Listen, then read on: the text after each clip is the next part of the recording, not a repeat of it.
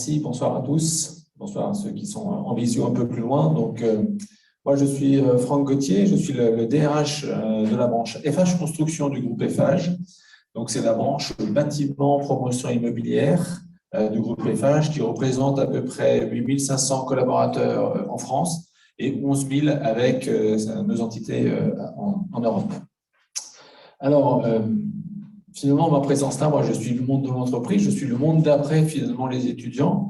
L'idée, c'est de témoigner et de partager ce que nous avons mis en œuvre, mis en place, notamment avec Laurence Cotet, partout en France et bientôt en Europe. Le contexte, il est finalement assez simple.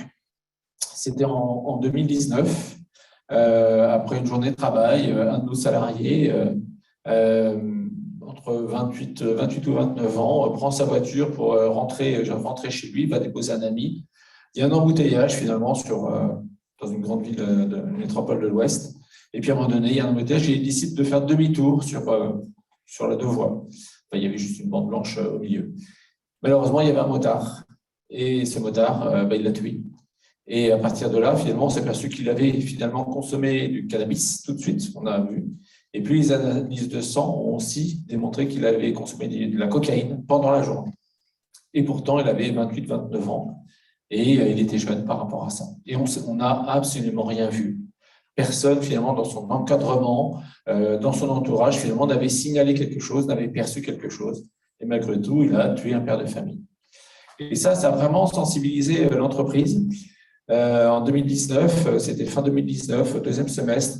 Et c'est à ce moment-là que nous avons décidé d'initier une grande campagne de sensibilisation en disant on ne peut pas rester sans rien faire, c'est invisible. On parle souvent du handicap invisible, et ça aussi, ça peut être invisible. À partir de là, et aujourd'hui, il faut absolument qu'on sensibilise, qu'on forme, quelle que soit la catégorie socio-professionnelle, quelle que soit finalement la position dans l'entreprise, parce qu'on sait que finalement, c'est quelque chose qui est important. Il y a l'alcool, Laurence Cotet vient d'en parler, il y a aussi les drogues. Et nous, notre volonté, finalement, ça a été d'ouvrir finalement sur l'ensemble des addictions et de sensibiliser sur l'ensemble de ces domaines. Donc, évidemment, on a revu l'ensemble de nos règlements intérieurs, on a associé l'ensemble des représentants du personnel et des élus pour justement faire adhérer. Et là, finalement, contrairement à ce qu'on pouvait imaginer, tout le monde a adhéré tout de suite. Alors, c'est vrai, on est dans un secteur de la construction, c'est un secteur un peu sensible, un peu historique, un peu culturel, on dit aussi. Mais néanmoins, finalement, tout le monde a adhéré en disant oui, il faut faire quelque chose, on ne peut pas l'admettre, parce qu'on sait que quelqu'un qui est alcoolisé ou sous l'emprise de la drogue sur un de nos chantiers, c'est un risque pour l'ensemble des personnes sur le chantier, que ce soit au travers de la manutention finalement des éléments, c'est toujours des éléments lourds, et si ça tombe sur quelqu'un, si ça bascule, forcément, il y a des risques. On n'avait pas imaginé au risque à l'extérieur, on avait d'abord imaginé au risque à l'intérieur. Et donc, on a décidé de lancer cette campagne de sensibilisation à travers, en plusieurs temps, un temps vraiment de sensibilisation, d'information. Et là, on a commencé tout simplement par les comités de direction de chaque direction régionale. Il y a 9 directions régionales en France. Et donc, avec chaque comité de direction, de leur expliquer les choses dans un temps simple, avec des mots clairs, comme le dit Laurence, et Laurence qui en a fait plusieurs, justement, et en 2 heures, de sensibiliser sur, non pas accuser, mais expliquer quelles sont les conséquences, quels sont les comportements adoptés, et à partir de là, finalement, de très clair sur là où est-ce qu'on pouvait aller.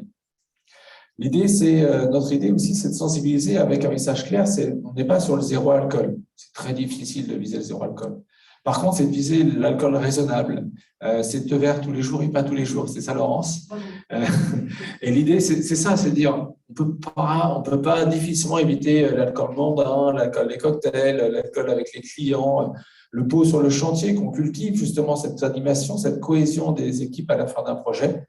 Néanmoins, il faut qu'il soit raisonnable.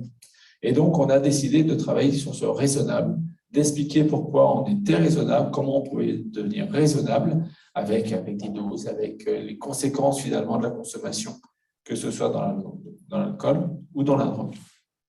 On est parti du codir, après on est allé au manager en disant vous avez votre responsabilité, vous êtes concerné aussi bien sûr parce que c'est vous aussi, vous participez à tout ça et vous êtes acteur, vous organisez quelquefois des pots, soyez vigilants sur ce sujet. Et à partir de là aussi, vous avez un rôle en tant que manager de sensibiliser vos équipes sur le sujet et d'ouvrir la parole et d'avoir une parole ouverte et d'aller vers quelqu'un, un collaborateur, une personne de votre équipe, si jamais vous constatez quelque chose. Donc, c'était un point clé, finalement, de sensibiliser les managers en tant qu'acteurs, consommateurs, et en même temps en tant que responsables d'équipe.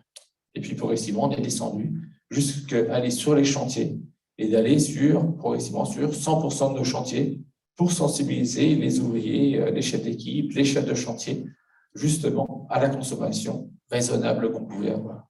Et donc ça, c'est quelque chose on avait lancé fin 2019, début 2020. Vous imaginez ce qui s'est un peu passé.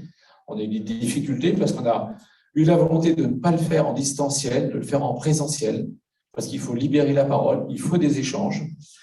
Et donc, ça a été un peu décalé dans le temps. C'était vraiment parti après le premier confinement et après, ça s'est déployé.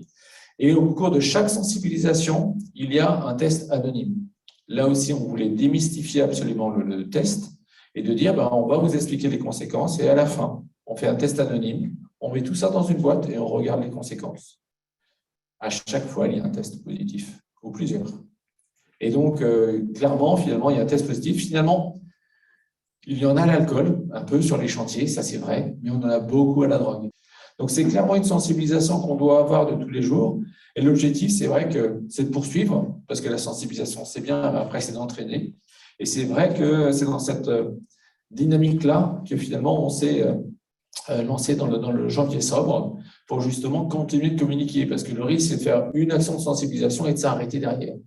Et je crois, moi, à la récurrence des actions, à la communication régulière, à la sensibilisation. Pas faire un grand coup d'éclat et puis ça s'arrête, mais régulièrement, finalement, de faire une sensibilisation sur janvier sobre, quelquefois de faire un petit contrôle de l'alcoolémie ou de drogue aussi, et là, justement, c'est important. Mais finalement, on a très peu de récalcitrants sur le sujet. Et puis, surtout, de mettre en place les mesures d'accompagnement. On n'est pas médecin, on n'est pas addictologue, on n'a pas les compétences pour accompagner. Et le plus, notre volonté, clairement, c'est la prévention. Et donc, à travers toutes les régions en France, nous avons identifié des accompagnateurs, des structures associatives, des médecins du travail, des structures en tout cas qui étaient motivées pour nous aider, nous accompagner, enfin, surtout les collaborateurs. Et à partir du moment où un de ces collaborateurs émet la volonté, c'est une démarche vraiment personnelle, volontaire pour nous, finalement, on a tissé voilà, un réseau finalement de partenaires, d'acteurs à lui recommander pour qu'il soit pris en charge. Après, très clairement, on n'est pas médecin, on n'est pas là pour s'engager pour le suivre, on est là juste pour le conseiller, lui donner le temps qu'il faut pour être accompagné, pour s'en sortir. Ce n'est pas son niveau d'addictologie. Mais clairement, finalement, on essaie de mettre en œuvre pour que les gens s'améliorent et sortent de ce climat des addictions. Donc, très clairement, voilà la démarche qu'on a mise en place. C'est une démarche qui est très importante, qui est une démarche de fond. L'objectif, c'est clairement de tenir dans la durée pour tenir cette récurrence, que les gens soient vigilants à chaque pot, à chaque repas de chantier, parce que bien souvent, il y a des déplacements, les gens reprennent leur voiture, et faire en sorte que finalement, on n'ait plus un nouvel accident mortel dans l'entreprise à cause de cette raison-là. Alors, pour faire la jonction avec finalement notre échange de ce soir, je donnerai juste le témoignage d'un de nos collaborateurs qui a été complètement concerné par le thème qui nous réunit ce soir, c'est l'alcool à l'école, puisque c'est un père de famille qui, à 3 ans, a perdu son fils, qui était dans une école et qui a basculé d'un balcon du 2e étage et qui est décédé. Il ne s'en remet absolument pas, son épouse non plus. Il a d'ailleurs demandé de quitter l'entreprise parce qu'il faut absolument qu'il accompagne son épouse. Et il dit merci pour votre action, faites-en encore plus, continuez, parce qu'il faut absolument que ça ne se reproduise plus. Voilà.